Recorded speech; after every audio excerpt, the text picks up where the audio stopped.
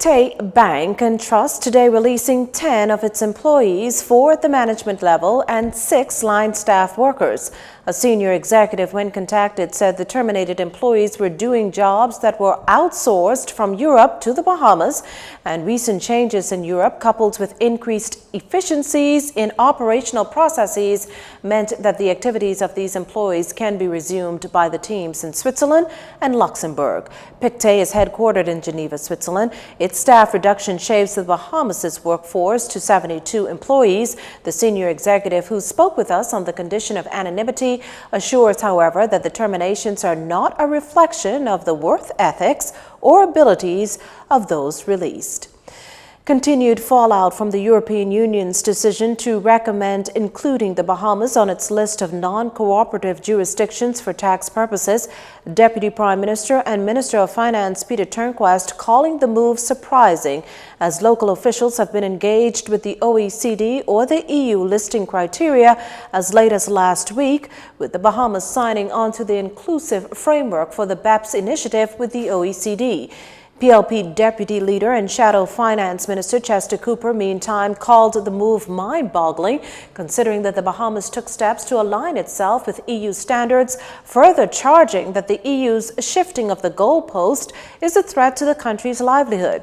That said, Mr. Cooper expressed his party's interest in helping the government navigate the process of delisting, as well as pass emergency legislation, if required, to adequately respond to this attack. The PLP MP also suggests using a comprehensive approach to economic growth by generating better financial conditions in which entrepreneurs can thrive. Reports indicate that the U.S. Virgin Islands and St. Kitts and Nevis will also be added to the list.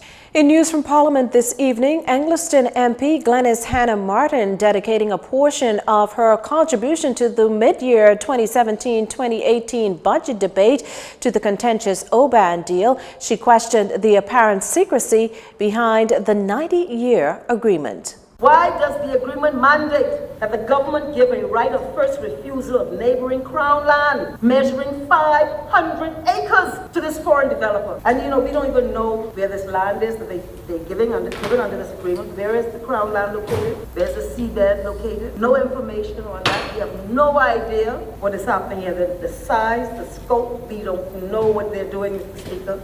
But we do know in this agreement there's a right of first refusal for an additional 500 acres. Neighboring the land in question, Mr. Speaker. And Mr. Speaker, I take that very seriously, because Bahamian land is a vital, precious natural resource, and I want to know why this government has seen fit to give them not only the undefined scope that they've given them, but an additional 500 acres under this agreement, potentially under this agreement.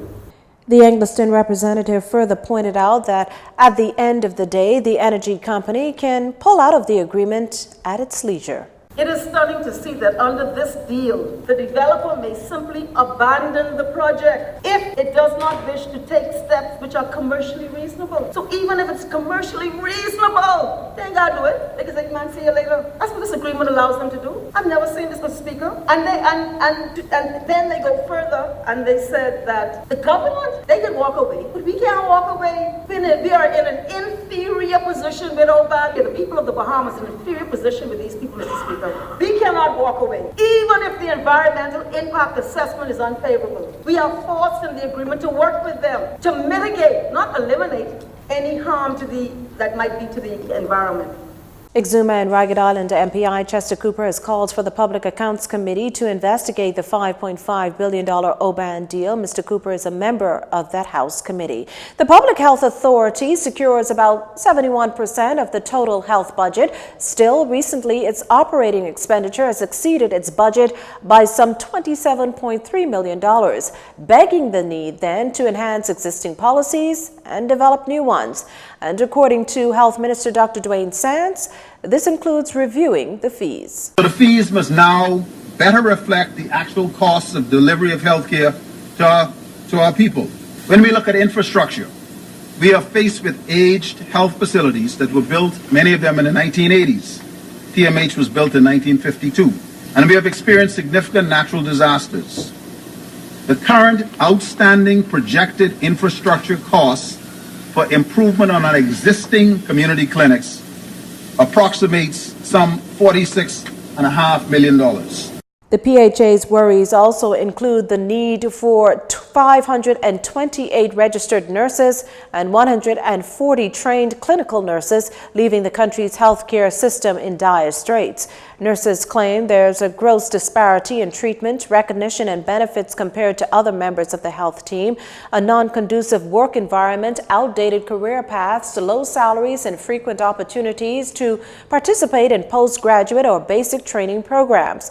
So here's the strategy to turn things around. To augment emoluments within the parameters of the annual budget, to ensure adherence to safety in the workplace, to review the nurse's career path, and to establish a training policy to ensure that all nurses have access to at least one postgraduate training opportunity within the initial years of employment. And to the underperforming clinicians who take home big bucks but give little in return, contributing mightily to damaging morale, the minister said, your time is up. Either shape up or ship out. Meantime, it's no secret that certain bread basket items contribute to non-communicable diseases like hypertension and diabetes. But while the complaint is often that it's too expensive to eat healthy, the government's looking to make it more expensive to eat what the minister called poison.